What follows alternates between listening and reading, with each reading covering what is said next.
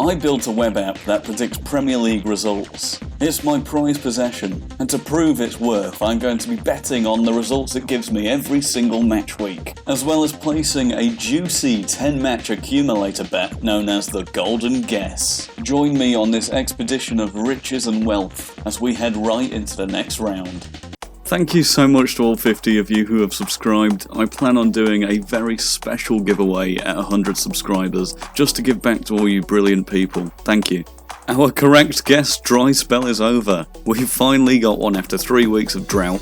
We got a correct guess, and it was partly thanks to this guy right here, Timo Werner. The simulator actually guessed that he would score in the 82nd minute, and it was only 2 minutes off that in real life. He scored in the 84th minute, so, I mean, that's pretty accurate, isn't it? Very happy with that. We got ourselves £11 back, which means we broke even on our budget. Perfect. It's the first time we've not made a loss, and I'm feeling very good about this next week. Shockingly, despite getting a guess correct this week, we have the lowest accuracy we've ever had. It's 16.67%, and that's simply because some of our guesses last week were so outrageously wrong that we just can't bump those percentage points up. And another thing that made this so inaccurate this week, it's also the first week we haven't got a single table position correct. I expected this as it goes on a bit because, you know, the positions are becoming more set in stone, whereas on the simulator they seem to be a bit volatile. Thank you James Aitchison Official for suggesting we take a look at Wolves' stats. Well, as you can see anyway, we've got Wolves on our simulation just about escaping relegation. Not a great position for them to be in really. They've got Aston Villa away next match week. I think that could be a chance for them to pull some points back in this simulation at least. But yeah, 5 points, same as Newcastle and Norwich, only ahead on goal difference. Let's take a look into the stats.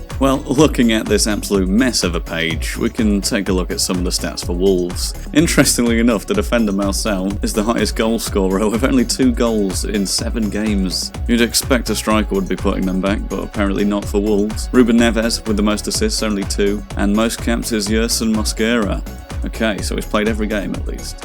At least we got a clean sheet for Jose Sarr as well. Not looking good though for Wolves this season. This is quite sad. Their most goals for was only in week 2 and it's only 2 goals. That is quite atrocious actually. A 0.57 goals per game. 3 or 4 goals so far. 14% win percentage. At least they got 2 clean sheets. And no home wins. That is quite depressing. I think their biggest defeat was match week 1 against Leicester. It's quite sad to start off on a loss. But you know, they've got all of these fixtures coming up to pull it back and hopefully avoid relegation. Let me know in the comments which team you want to take a look at next week. So without further ado, let's simulate the next match week. Here we go. 3, 2, 1.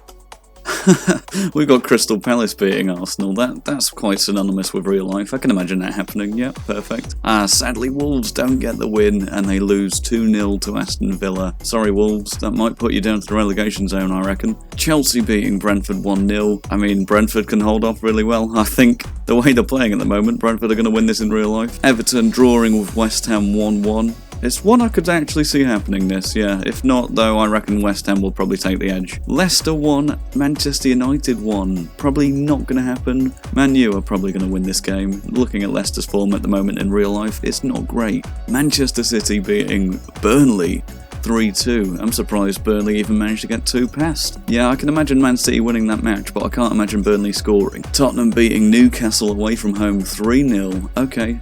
Not likely. I don't think it is likely. I think Newcastle actually will hold them out to a bit of a stalemate, interestingly enough, but we'll have to find out, won't we? Norwich drawing 0-0 with Brighton. I think Brighton have had like 4 0-0s in this simulation alone. It does not like them scoring goals. Leeds beating Southampton 2-1 away. Oh my god, and Watford beating Liverpool 2-1. This simulator does not like Liverpool at all. Let's see how the table shapes up now. Still United winning on top. Then we got Tottenham Hotspur, Watford and City going to Champions League positions. Watford, my word. Well, how is Watford in 3rd in this simulation? What does it think they are? Some super team? Leeds, Aston Villa going to Europa League.